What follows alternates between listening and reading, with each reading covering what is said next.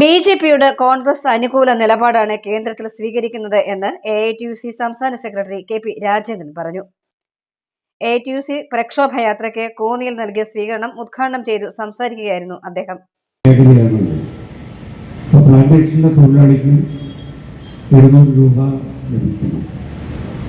എല്ലാ മേഖലയിലുള്ള തൊഴിലാളികൾക്കും 700 രൂപ ലഭിക്കും.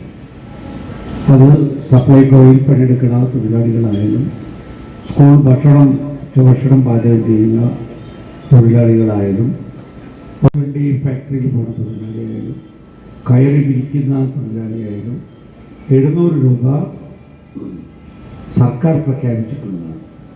സർക്കാർ എന്ന് പറയുമ്പോൾ കേരളത്തിലെ LDF സർക്കാർ, മറ്റൊരു സംസ്ഥാനത്തും ഒരു സർക്കാരും അങ്ങനെ പ്രഖ്യാപിച്ചിട്ടുമില്ല, കൊടുക്കുന്നില്ല. ആർ സുഭാഷ് കുമാർ അധ്യക്ഷത വഹിച്ചു.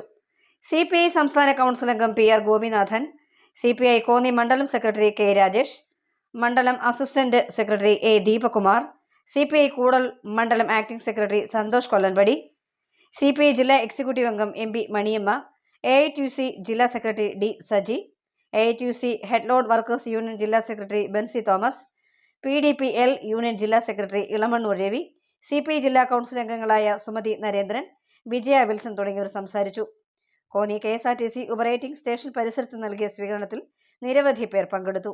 15-ാം ward KR Vidyadharan Nair, CPI branch സെക്രട്ടറിമാർ സഖാക്കൾ സുകുമാരൻ, രാജൻ ഉണ്ണിത്താൻ കൂടൽ മണ്ഡലം secretary, Koodal local committee secretary Somanathan Nair, Mylapra panchayat കമ്മിറ്റിക്ക് വേണ്ടി, നിർമ്മാണ തൊഴിൽ സഹകരണ സംഘത്തിന് വേണ്ടി ബിജു, രാജു, PDPL വേണ്ടി റേഷൻ റീറ്റെയിൽ, PDPL വേണ്ടി 9 മലയാളം ന്യൂസ് കോന്നി.